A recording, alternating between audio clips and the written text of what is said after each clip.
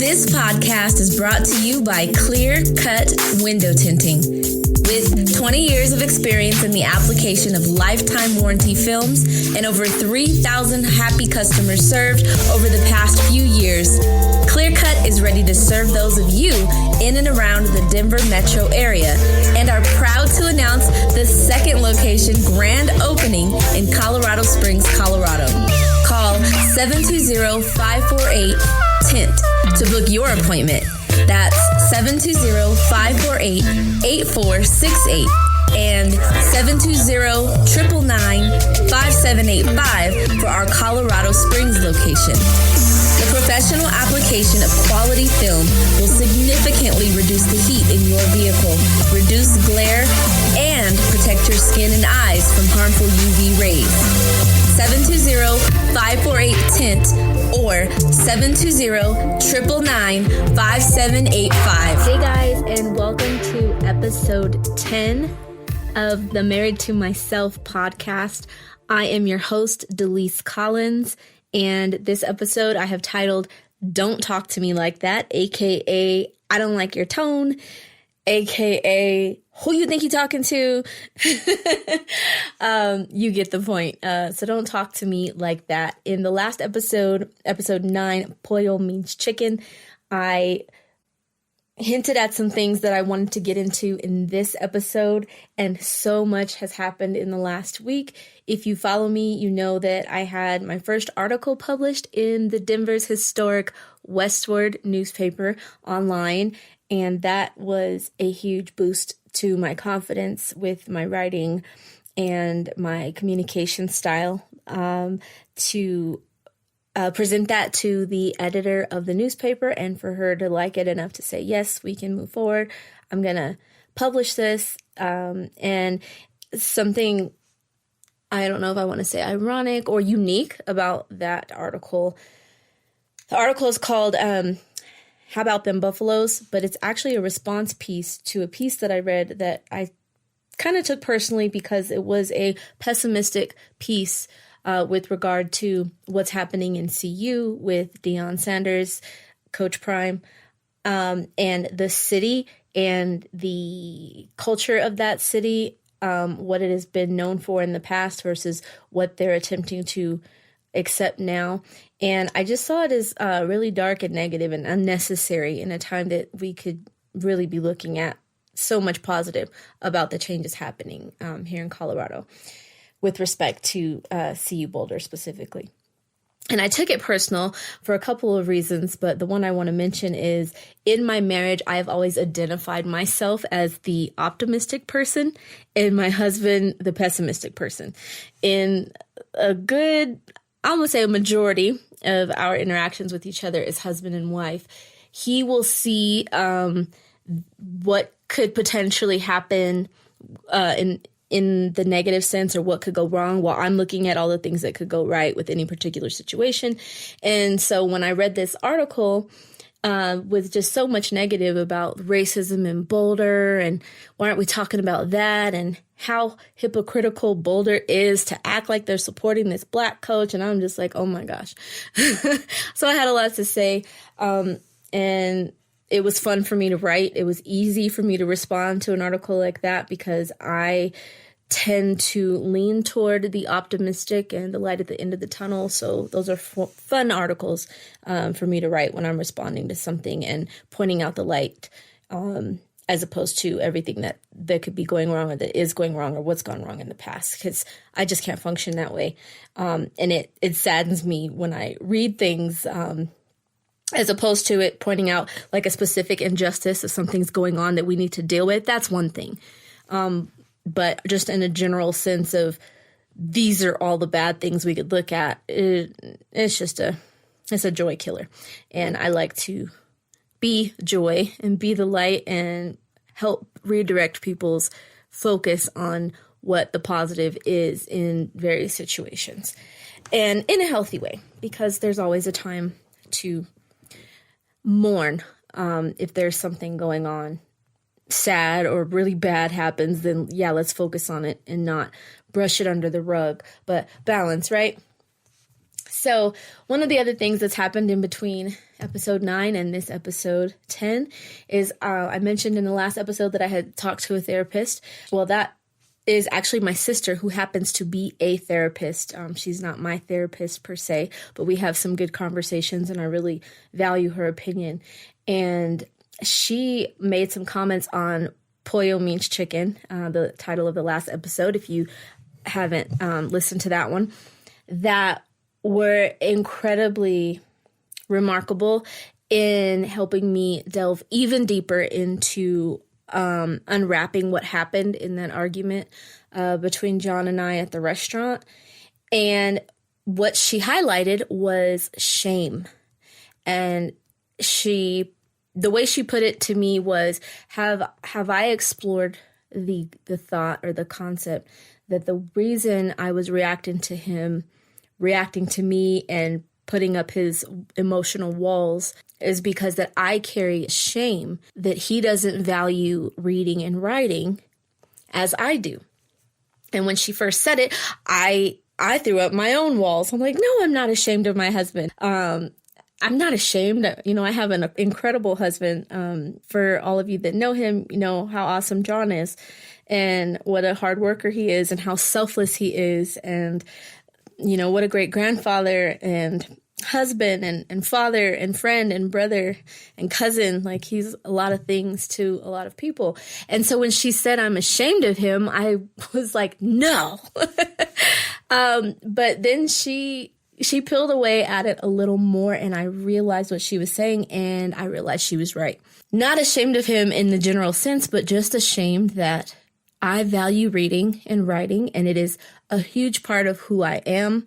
And for my life partner, my husband, my spouse of almost 3 decades, could care less when it comes to reading and writing. And he learns and absorbs knowledge and teaches in other ways that don't involve having to sit down and write something out or sit down and read a lot of written words. And that is okay because he functions just fine and takes great care of his family without that having that same value. So when I accepted that I carry a shame subconsciously that my husband doesn't value something that is so valuable to me, it really took weight off of my shoulders, because now moving forward, when the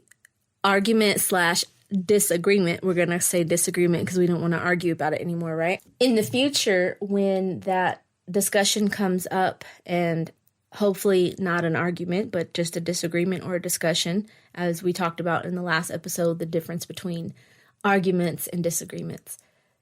When it comes up in the future, now that I have acknowledged that I had shame in my heart with regard to my husband not valuing reading and writing and language and grammar, in the future, I will be more sensitive and less likely to debate with him about, just let me explain this grammar rule to you, or why can't I talk to you about what I'm learning as, I study a new language. I won't have to ask why anymore. I won't have to push the issue, and I can do so without being butthurt about it, because I'm not working through a trauma of shame. I'm completely accepted him for who he is without trying to change him, and release that shame so it's no longer an issue. And that was super freeing. And I'm so grateful to my sister for pointing that out to me, because I wasn't uncovering that one on my own. I needed someone else's perspective for that. So with me saying that, I want to challenge my listeners to consider their arguments, their disagreements they're having with your husband or your wife, and think about if that could apply to you too. Are you ashamed of your spouse, or carrying shame because, not necessarily ashamed of your spouse, but carrying shame because your spouse doesn't view something or value something in the way that you do or on the level that you do, and then being able to accept them for who they are and appreciate those differences between you and letting it go. Because when you truly have let that go and you no longer carry that shame, you can get past that argument. And when I say get past, I mean it not be an argument that you continue to circle around to week after week, month after month, year after year, however frequent or infrequent specific topics may come up in your relationship that are pain points that you're tired of discussing because you feel like you're not getting anywhere. So explore shame and pray about it, search for it in the depths of your heart, because I can say for me, it was too deep for me to see on my own. Even being vulnerable, having the mature conversations with my husband about what our inner little child is feeling and why we're responding to each other in the way we are, I still did not come to that on my own. And that leads me into another point that, yes, we live in the information age, and it can be very overwhelming because there are so many voices out there, social media and the podcast and TV, whatever you consume affects you. So to be selective in who you're going to listen to and what you're going to read, because if you overwhelm yourself with too many voices, you will have a harder time just picking a path and a direction. And it's just too much noise. So find your teacher in the different subjects, if you will, and stick with them long enough to see if it's going to make a change in your life.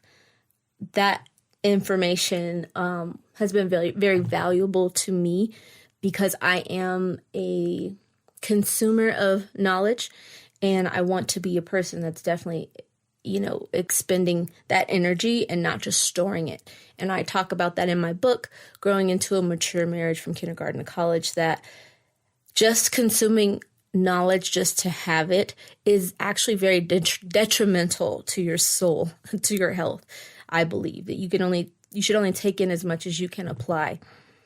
And that has been great knowledge that I've used over the years that has helped me to continue to move forward and change my life and improve my relationship with my husband, is careful who I listen to. And if I can't do something with the information, I need to stop and maybe find a different teacher, or stop and wait to figure out how to apply that knowledge before I just keep consuming knowledge.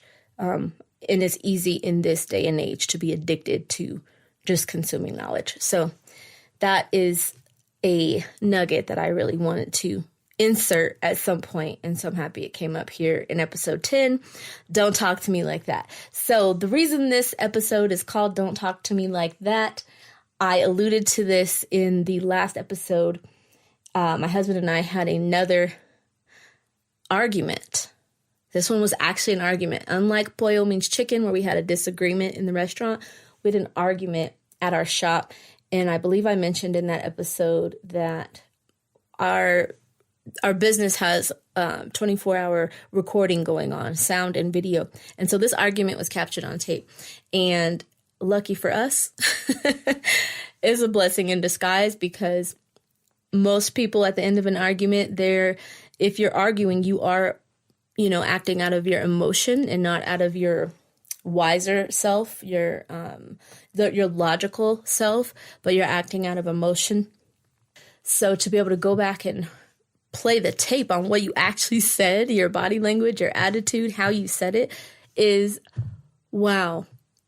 More people should find a way to do that. I don't know how you would set your life up in that way. It would be creepy to just, have a camera recording in your house all the time to just happen to catch arguments and disagreements. But it worked out for us because it makes sense. It's at our place of business and we happen to work together. On the other hand, you can do it by recording your journal. And I hope that is advice you guys took heed to from the last episode, to start writing down your arguments. If you, like my husband, you're not a huge reader or a writer, you can put bullet notes on a piece of paper in a journal. You can put bullet notes in your phone, title it, something positive, I would say, instead of arguments and disagreements. Title it, the growth of my marriage, or our next level, or our love story, something like that.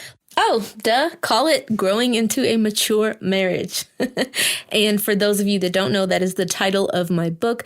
You can find it on Amazon, or you can go to DeliseCollins.com. But just put bullet points if you're not into writing, or it's hard for you to express yourself through words and full sentences.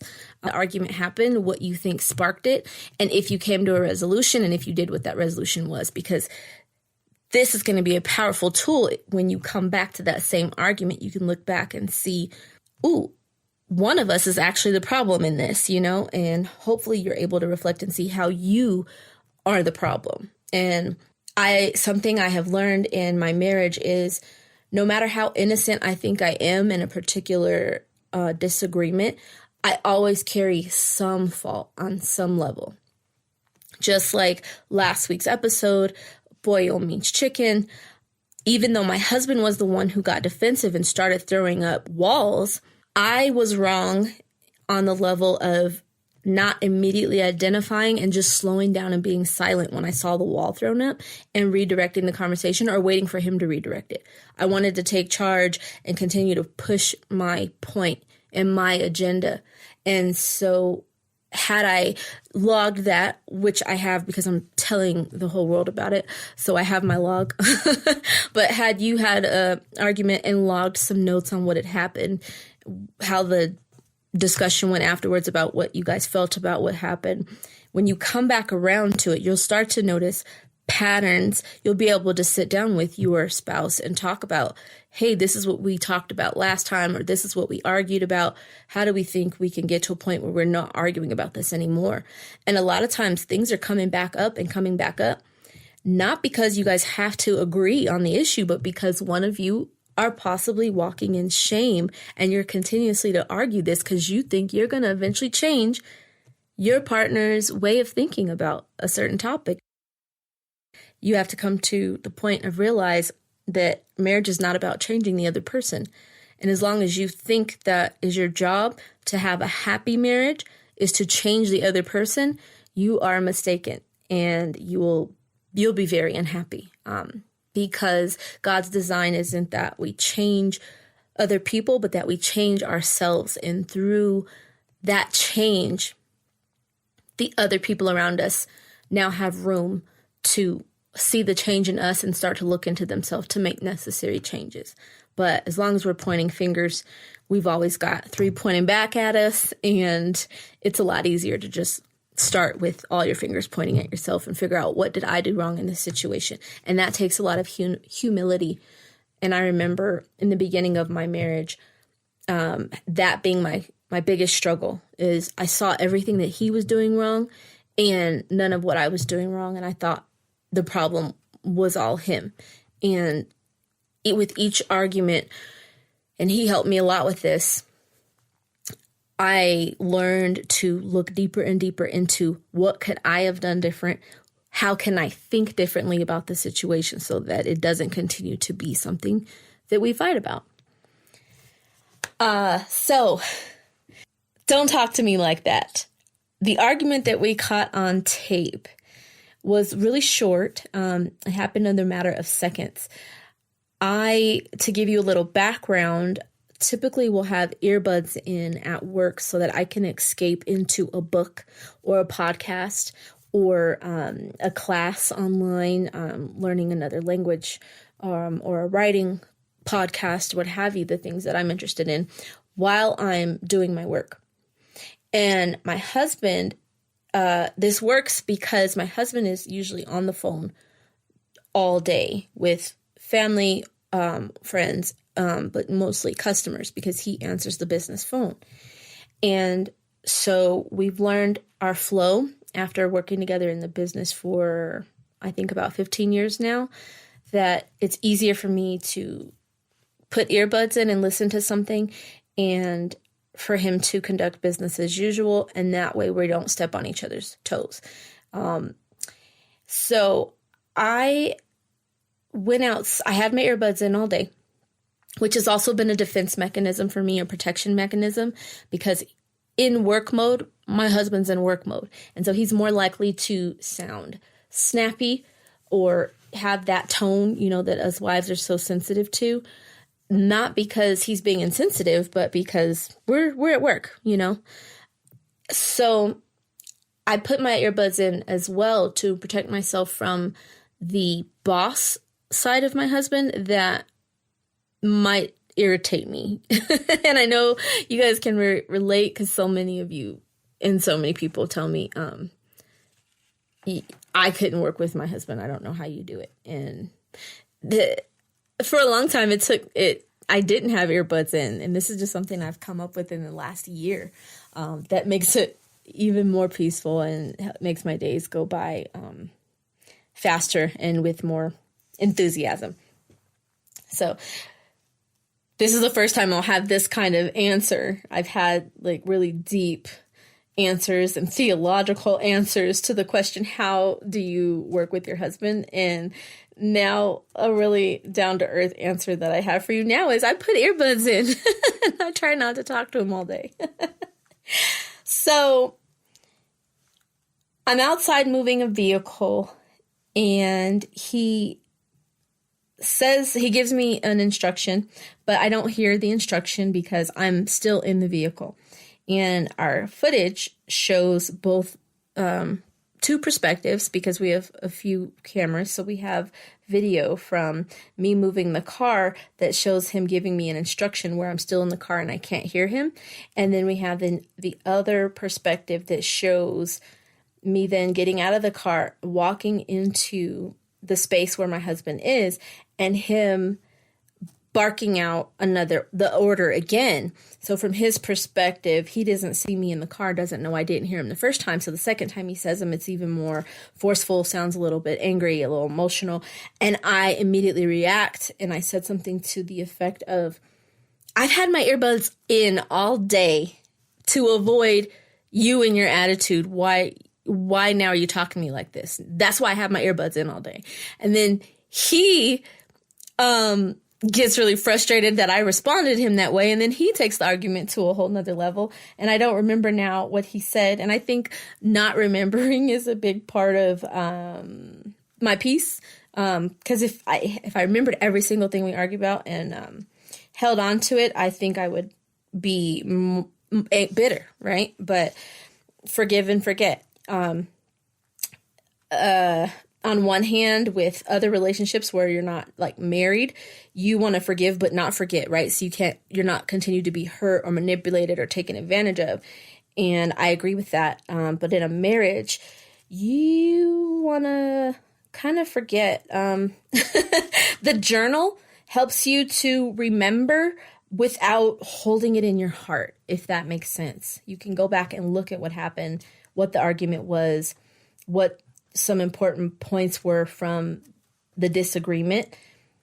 But if you're holding on to it in a sense that you're waiting for it to happen again, I told you this, you're going to blow up, and you're going to really age your relationship and age yourself, age your energy and your patience and your ability to withstand through all of the hard times to get to the marriage that you really want to have.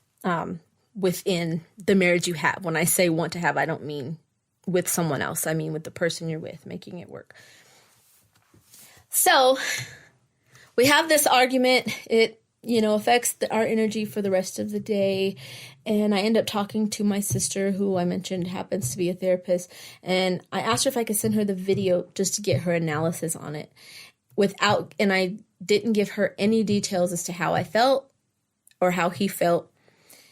I just wanted her to give her unadulterated, unbiased opinion. And she was happy to do so. And I have to read you guys her response because it was so good and so nail on the head, right on point with every point that happened in our interaction. And I know husbands listening to this, you're probably thinking, does John agree with that? Yes, he agreed with this analysis to the T. And it was very helpful. So This is response to video from my sister Allie. I appreciate both angles of the video because it provides perspective on how we as individuals, especially as partners, might feel that people in our immediate circle should just get us, know us, and understand us. Sadly, a second in time can change that. It seems for John, he was plainly stating a need and assumed or presented as if he knew he was heard when he yelled, "Move up." That second in time also showed that was when Lisa was getting out of the car and probably didn't hear the request. Thus, Lisa responding with what seems like a moment where clarity or understanding was needed.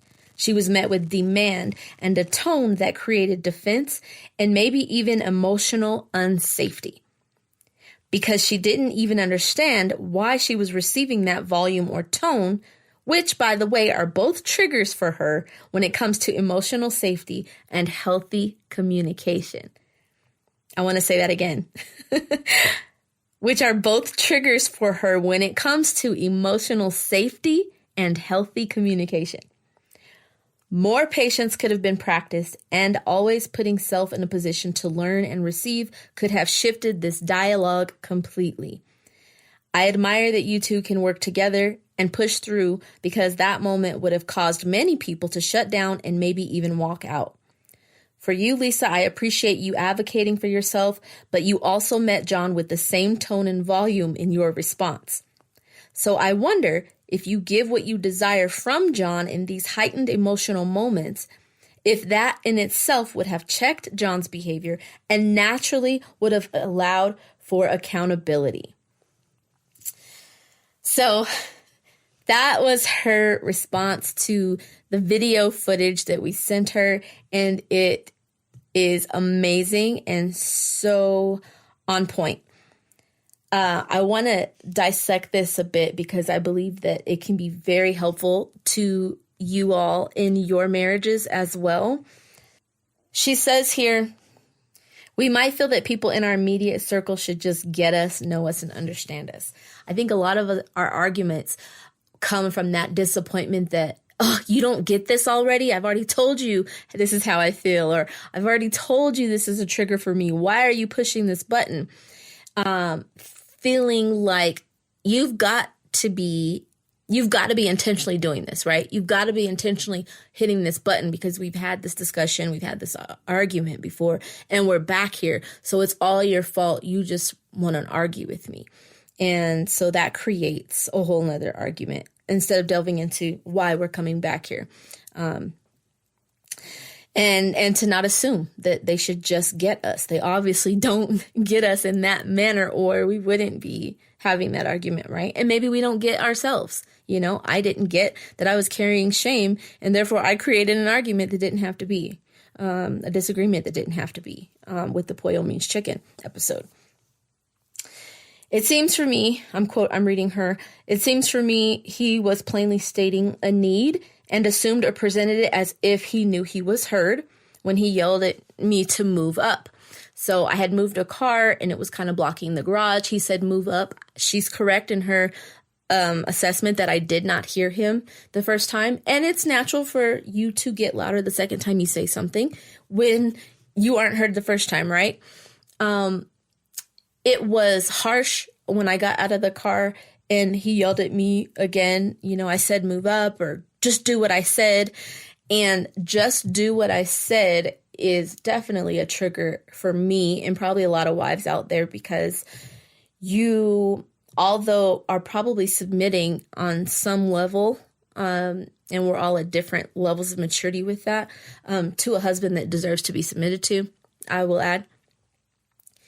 And to be talked to like that, where you feel it puts you in the position of like, now you're a child as opposed to an equal or a respected partner.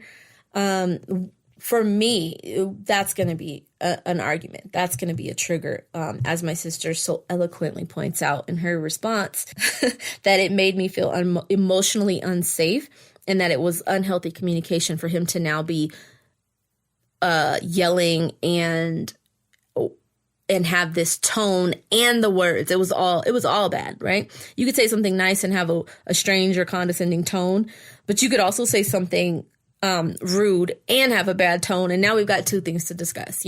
Don't talk to me like that, and don't use those words with me, because I am not your child. I am your wife. And so that was what the argument proceeded to be for the rest of the working day. She goes on to say that I responded to him in an equal tone. And she is absolutely correct when she says she wonders if I responded to him in the way I desired for him to communicate with me after he said, just do what I say and move the car up. If I said, oh, okay, I apologize, I'm going to move the car up. I know for a fact, because I have used that technique many times to mature my marriage and to grow into, higher levels and progress through the grades. Referencing my book here. I've used that technique many of times where I give him what I want from him as opposed to responding to him and giving him back what I felt like he just gave me. And that has, I don't want to exaggerate and say it has always worked, but I can't think of a time where it has not worked. That usually rocks him and scares him, if anything, for me to respond in a really nice, passive, submissive way when he is just snapped or barked or talked to me, in my opinion, like someone was talking to their child. And so she's right. Allie is right there when she says, I wonder if you give what you desire from John in these heightened emotional moments, if that in itself would have checked his behavior. And she's right. It absolutely would have. I know it would have, because it is something that I practice. But I was having a weak moment that day, and I responded in kind instead of responding after taking a deep breath and maybe counting backwards from 10.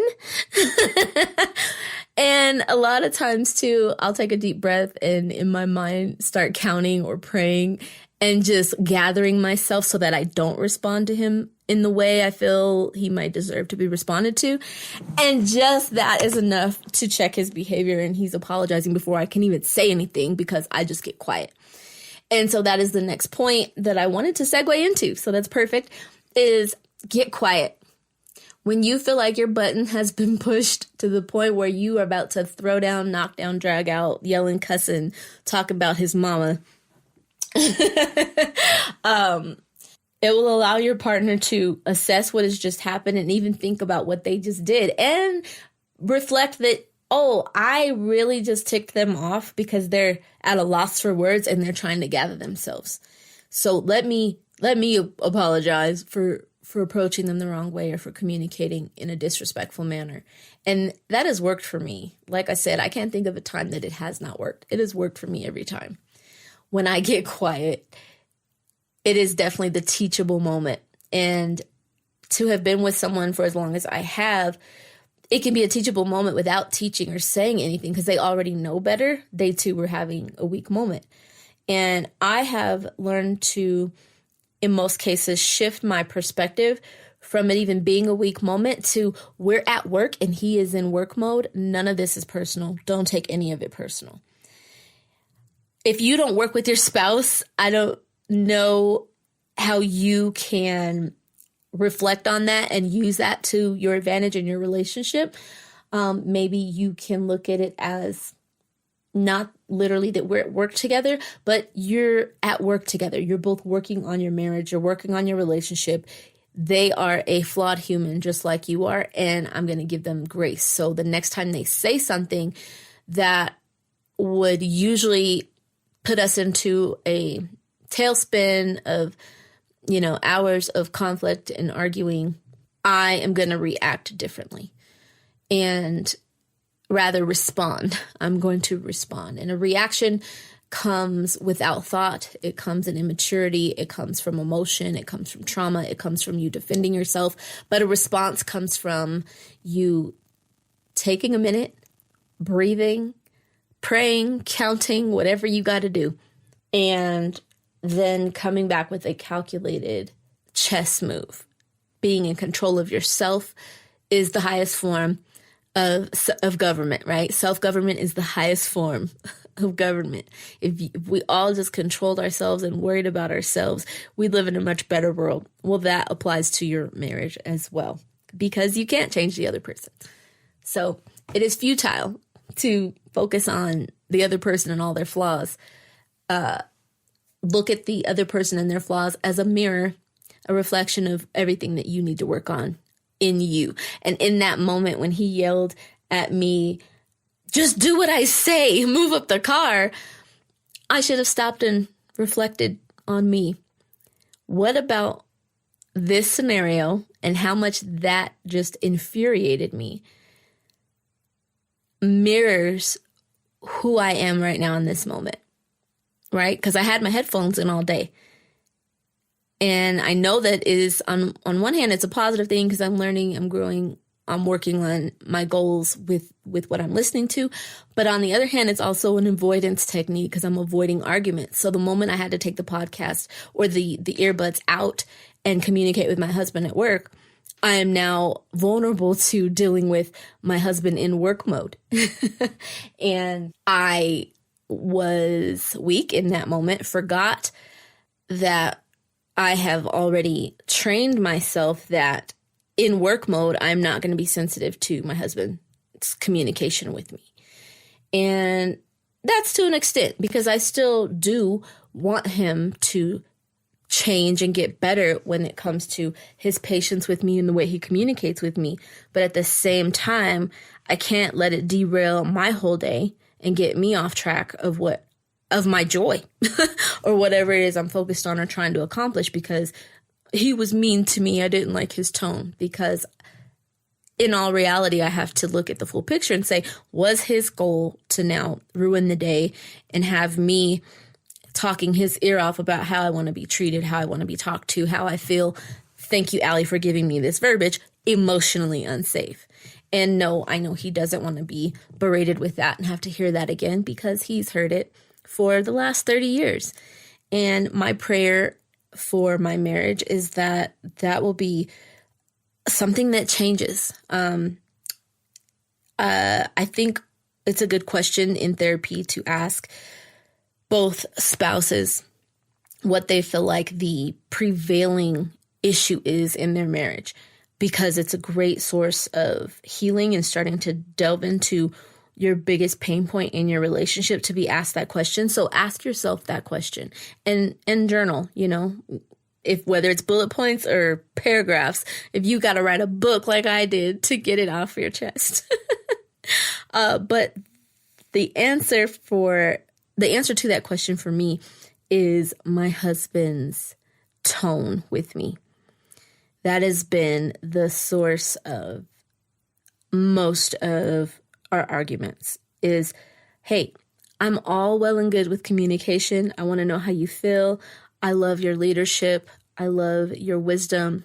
I love your business sense. I love the way you provide. I love all of it. I just want you to change your damn tone because I'm not your child. I'm your wife. And that leaks into other areas in your relationship, right? So top biggest arguments in marriage are finances, sex, and I want to say raising children, right? Arguing about how you're raising the children and how that should go and what that should look like based on both of your perspectives on the way you were raised and how you think it affected you.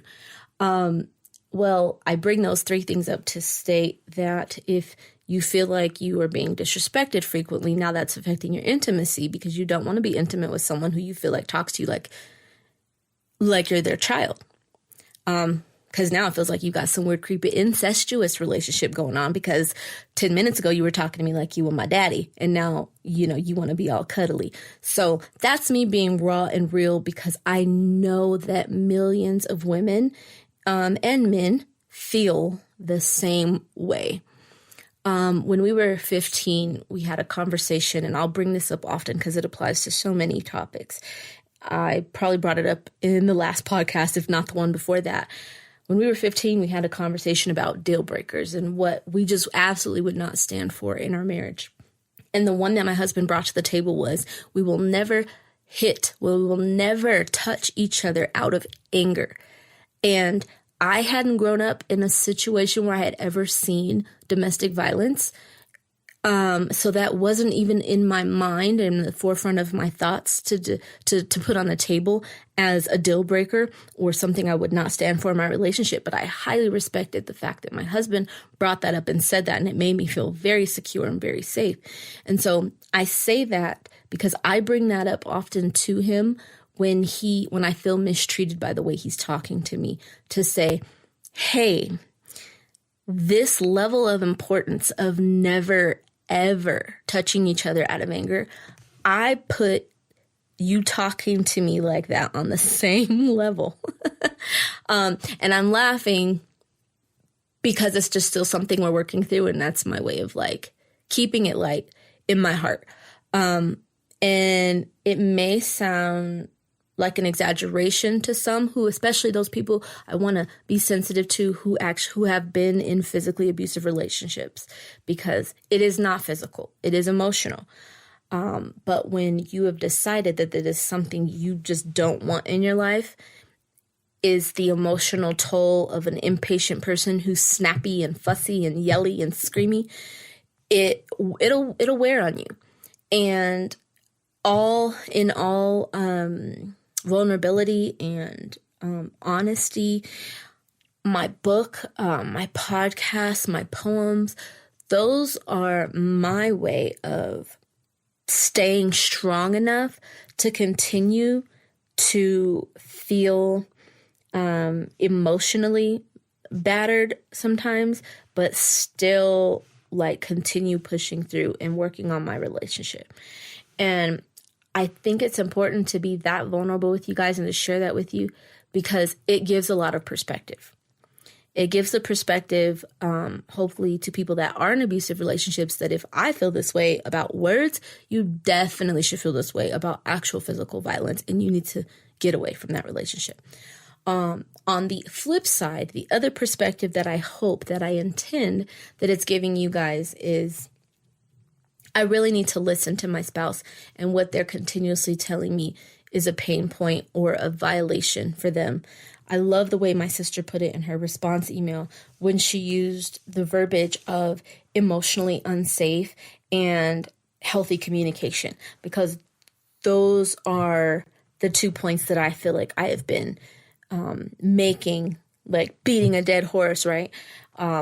Over the last almost 30 years with my husband, is not as much tone as words, because I do believe that if you can be too sensitive, I do believe you can be so traumatized by your childhood that a person has to walk on eggshells around you, and that's not healthy either. But I don't think it's ever necessary for a husband or a wife to say to their spouse, just do what I say.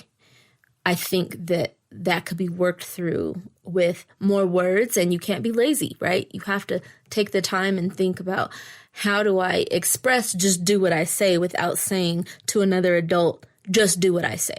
And for some wives, that's not a big deal at all. They're like, you know what? You're right. Let me snap into action because I was tripping, or I was thinking, or I was talking too much, or I was distracted, and we are at work. Let me just do what you say.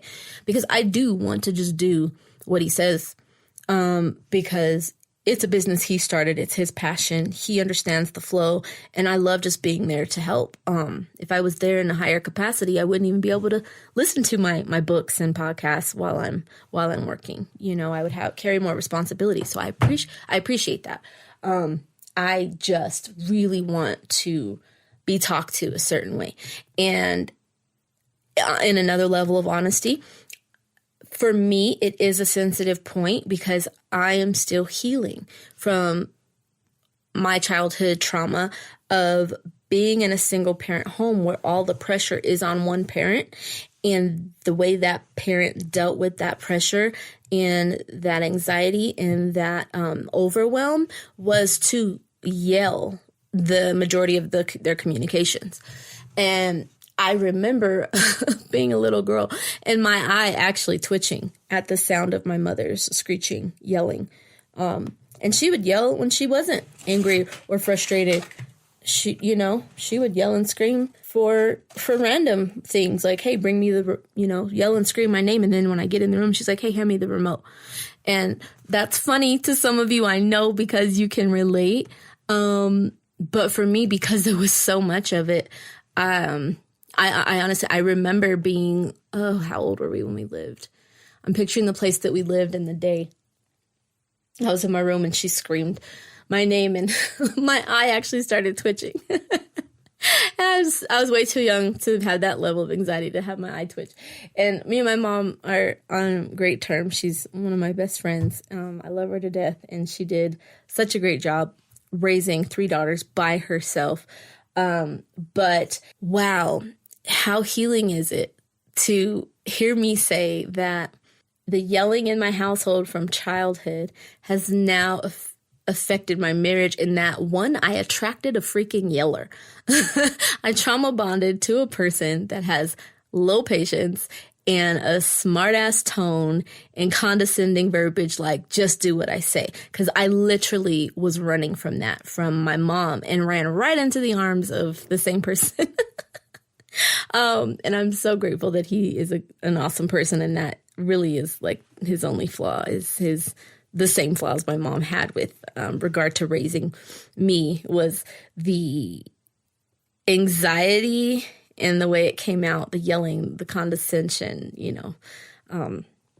So yeah, I hope my listeners do not feel that you guys do not feel like me sharing these things is just like me dumping, but you can see how you might be going through the same things with similar scenarios. So delve into your eye twitching moments as a kid and see how maybe your spouse is reflecting the source of what was giving you the eye twitch, giving you the pain as a child, because there's a good chance that you've trauma bonded with someone that in some way connects to your childhood. And that revelation right there has given me so much opportunity for growth and for healing and for change in my marriage. So, game tape is awesome. If you both have the level of tolerance and maturity to actually pull out a tape recorder and tape yourselves through your arguments so you can go back and replay and have the wherewithal to actually pause, turn on a recorder, and then have your argument, I think a couple things are going to happen. One, because of your awareness that you are being recorded, you're going to conduct yourself differently in that conversation. Maybe as if there were other people around, or you were sitting in front of a therapist, sitting in front of an audience, because you do technically have an audience now, because this is going to be replayed. It's not going to be forgotten. And therefore, you're going to take into consideration what you're saying, why you're saying it, and the feelings of the other person. So if you don't want to journal, if you don't want to write any bullet points or keep notes in your phone, those things that I have recommended, this is the next level and another level, and something else you can do in addition to, or instead of, is download a recorder on your phone. We've all got smartphones now, some type of recording app. And the next time you guys are having a disagreement, be like, hold on, pause, agree that obviously you want the other person to agree to practice this new level of awareness with you. We're going to record this argument because we are so tired and so desperate to have peace and joy in our lives that it's going to be worth it to do this. And this is free therapy. And we'll go back and listen to it and discuss each point. When we replayed the video before I got to the point of sending it to my sister, I heard him in the video for the first time on video yell at me. I said, move the car up, just move the car up. Why don't you just do what I say? And it irritated me just as much the second time, and I felt vindicated. I was like, see, you did yell. See, you were rude. See, you did say, why don't you just listen to me? And his perception was, yes, I did, and I still meant what I said.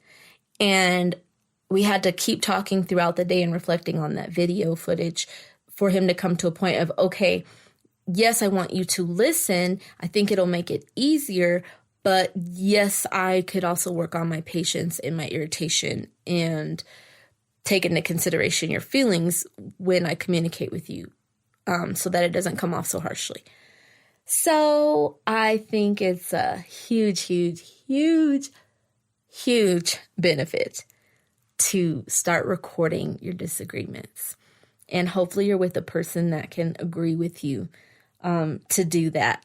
And if they don't agree, even that speaks volumes of where you guys are at in your relationship, that they wouldn't be willing to do whatever it takes to get to a point where you have more peace, more understanding, and can get to a better place in your marriage. I'm going to wrap this up episode. Don't talk to me like that, aka I don't like your tone. I want to ask you guys a couple of questions. So have you guys argued since you listened to my last episode? Did you write down any bullet points? Can you remember what those arguments are? Do you feel like they were resolved? Did the Pollo Means Chicken episode help you work through any arguments or disagreements you may have had with your spouse since you've listened to that? If you haven't started that, start logging and journaling or recording for all of the reasons that I have mentioned. I wanted to leave you with a couple of quotes. Without God, man cannot, and without man, God will not. And you couldn't heal because you kept pretending you were not hurt. This has been episode 10. Don't talk to me like that. I hope that it has been as therapeutic and healing and cathartic for you guys as it has been for me. And I hope that you take my advice in journaling and or recording your debates with your spouse so that you can reflect, move on, and move up. I love you guys. And remember, the mature marriage was once the sloppy, hot mess. We all have to start somewhere. Love yourself so that you can love each other. I love you, and I will see. Nope, I won't see you. I'll talk to you guys on the next episode. Who's beating who to the punch in your next spat, and is the fight still in you? If you need support staying in the ring and keeping the good fight for your relationship, stay tuned for the next broadcast. This has been a Clear Cut Concepts production in association with the published work Growing into a Mature Marriage from Kindergarten to College. Available on Amazon.com, Target.com, eBay, and the Denver famous Tattered Cover Bookstore.